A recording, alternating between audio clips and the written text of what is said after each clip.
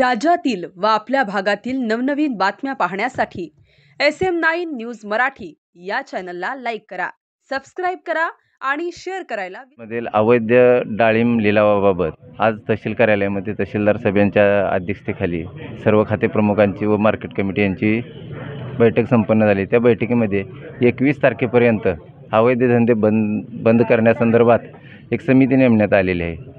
त्या समिती 21 तारखेपासून सर्वांना समजावून सांगेल आणि बंद करण्याबाबत आणि सदरचं मार्केट हे कृषी उत्पन्न बाजार समितीमध्ये घेण्याबाबत चर्चा झालेली आहे। 21 तारखेपर्यंत जर ह्या व्यापाऱ्यांनी जर नाहीही केले तर त्यांच्यावर कायदेशीर कारवाई करण्याबाबत बाबुराव बाबर, महाराष्ट्र नवनिर्माण सेना जिल्हा उपाध्यक्ष। आज सांगोला येथील तहसीलदार साहेबांनी परप्रांतीयांच्या विरोधामध्ये जी आम्ही धरणे आंदोलन उद्या करणार आहे त्या संदर्भात मीटिंग लावली होती, त्यासाठी आलो होतो।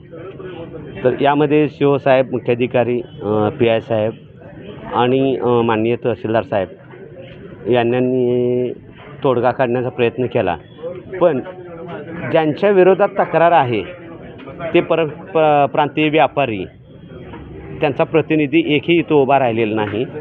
याच्यातून असं लक्षात येतं की ही व्यापारी किती मुजोर झालेले आहेत।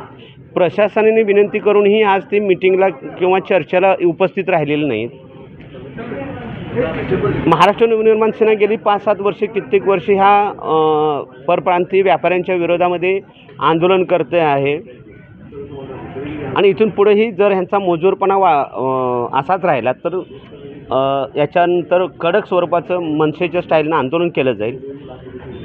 आम्ही प्रशासनाला विनंती केली आहे की शेतकऱ्यांचं नुकसान न करता स्थानिक लोकांना त्रासही झाला नाही पाहिजे आणि व्यापाऱ्यांची मुजरीही मोडून काढता आली पाहिजे, अशा अनुषंगानं त्यांच्यावर कारवाई करावी।